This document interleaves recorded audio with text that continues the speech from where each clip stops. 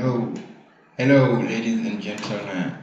Toujours de retour pour vous présenter une formation qui porte sur l'administration système avec le système de Windows Server 2019 de Microsoft. Tout d'abord, je me présente, c'est Ibrahim Ngom. Bon, excusez-moi, je suis ingénieur en réseau et système informatique. En même temps, je suis formateur en réseau et système informatique. Donc, au cours de cette formation, nous allons voir l'essentiel sur Windows Server, en passant par différents rôles, comment faire des installations, comment mettre en place des services, comment tester vos services, ainsi de suite. C'est un système qui nous permet de faire beaucoup de choses avec. Donc, pour commencer, nous allons faire une petite introduction sur Windows Server 2019, excusez-moi. Pour ce tutoriel, nous allons faire d'abord la présentation de Windows Server 2019. Ensuite, je vais vous montrer les éditions de Windows Server 2019 qui existent.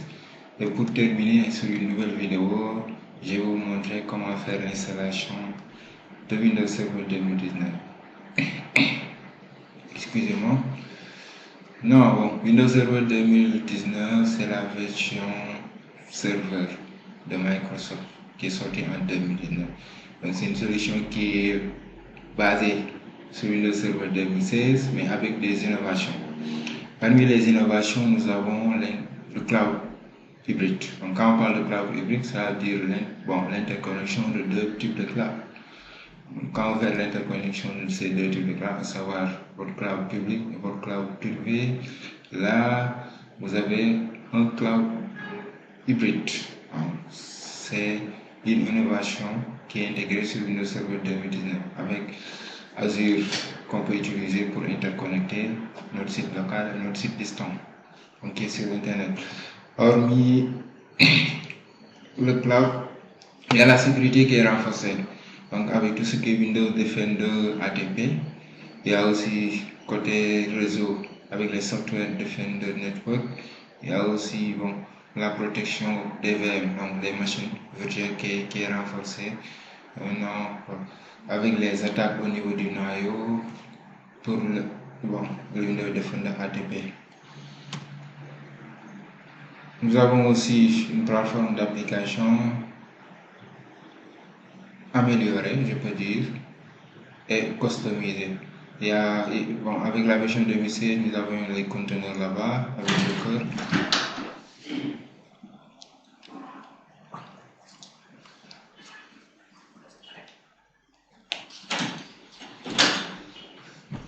Hormis Docker, nous avons Kubernetes qui est intégré, ceux qui savent avec tout ce qui est DevOps.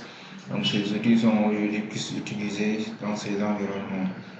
Donc, quand on travaille, quand vous êtes ingénieur, surtout en DevOps, vous allez vous rendre compte que ce sont des environnements légers qui vous permettent d'avoir des clusters de vos applications, travailler en tranquillité. Il y a aussi une infrastructure hybride, une infrastructure hyperconvergente, excusez-moi. Bon, quand on parle d'infrastructure hyperconvergente, il y a beaucoup d'éléments qui sont intégrés, à savoir Hyper-V déjà, donc une mise en place des réseaux avec les SDN, Windows Admin Center qui est intégré et une connexion au service de Microsoft Azure. Donc voici les 4 innovations que vous avez avec Windows Server 2019. On va passer maintenant aux éditions de Windows Server 2019. Donc Windows Server 2019 existe en 3 versions. Donc il y a la version complète qu'on appelle Windows Server 2019, où vous avez une version standard et une version Data Center, donc avec expérience utilisateur ou sans expérience utilisateur. Cette édition, c'est une édition qui est complète, qui supporte à 100% la virtualisation et qui est fait aujourd'hui pour lier notre environnement local aux environnements cloud. Il y a aussi la version essentielle qui est dédiée aux petites entreprises. Quand vous êtes une entreprise avec 25 utilisateurs, c'est vérifier, cette solution est faite pour vous. Et ici aussi, la virtualisation n'est pas tellement supportée, donc elle est limitée. Vous avez la version hyperviseur de type 1, qui est Microsoft Hyper-V, qui est un produit gratuit.